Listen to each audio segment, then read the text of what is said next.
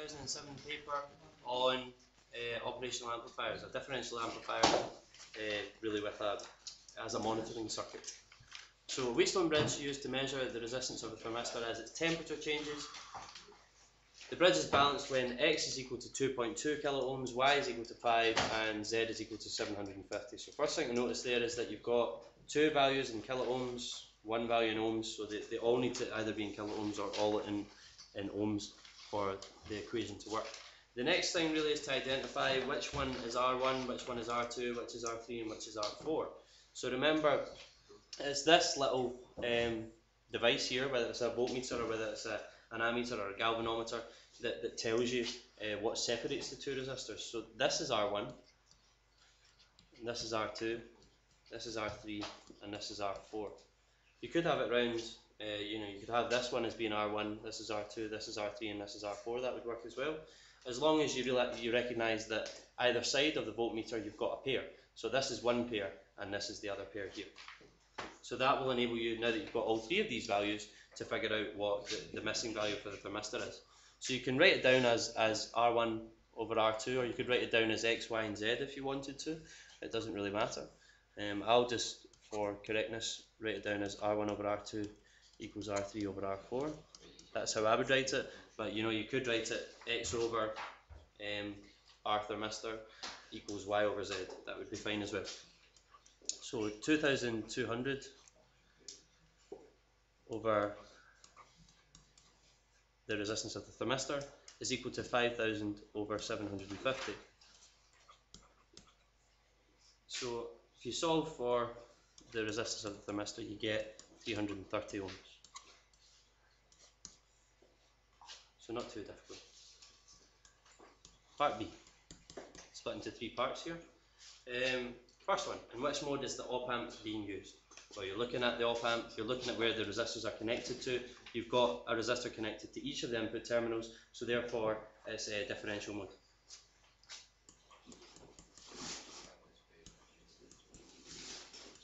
You don't have to write mode every time, you could just write differential or just write inverting. But remember that this section here, that's your amplifier in there. This is a Wheatstone bridge, and this is some sort of output here. So the more complicated looking one, the one with all the resistors, is the differential one. Part 2 is the one that I told you would struggle with, and you probably did. As the temperature of the thermistor falls, its resistance increases. So the resistance across here is increasing. So you've got to think about what that's going to do to the voltage. So the voltage across here is going to be increasing.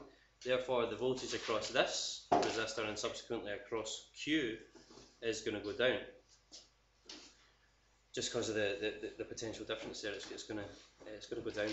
So if Q goes down and P still remains the same, then V2 minus V1 is going to be bigger.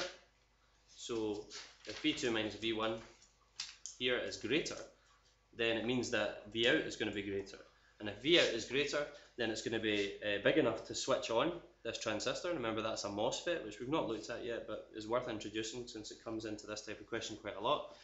It's going to cause that to switch on, switching on the LED. So that's how the circuit operates. So voltage across the thermistor will increase. So voltage at Q decreases. V2 minus V1 increases because if P is staying the same and Q is decreasing, then there's going to be a bigger difference between those two voltages. So V2 minus V1 increases, therefore V out increases also. You're really getting half a mark for each of these statements. V out increases, switching on MOSFET, current flowing in LED.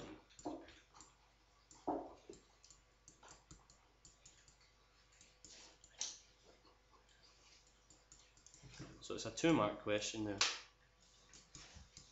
It's a difficult question, but it's really just an extension of the same type of question that you would get at standard grade. It's just slightly more difficult to understand what's going on here. So you probably know that it's going to have something to do with this MOSFET switching on and allowing current to flow in that, but it's really to do with how it's going to affect the potential difference at Q and how that subsequently affects this V2 minus V1, because V2 minus V1 is what you're amplifying, So that's going to affect what V out is. Part 3. At a certain temperature, the output voltage of the op amp is 3 volts. Calculate the potential difference between P and Q at this temperature. So it's differential mode, so it's going to be V out equals RF over R1 times V2 minus V1. Now V2 minus V1 is your difference between P and Q, so that's what you're trying to figure out here. The output is 3. RF, this is RF here. Remember, this is your feedback loop, hence why it's called a feedback resistor. So it'll be 100 divided by R1, which is the input resistor that goes to the negative terminal. So that's 40 kilo ohms. 100 over 40 times V2 minus V1. 100 over 40 gives you 2.5. And that's 2.5 times V2 minus V1. So V2 minus V1, which is the voltage between P and Q, is 1.2. 1.2 volts. So again, although it might seem that you've got two terms that are missing, you can often be asked to calculate them as a collective term. You know, that's really your difference that you are going to amplify.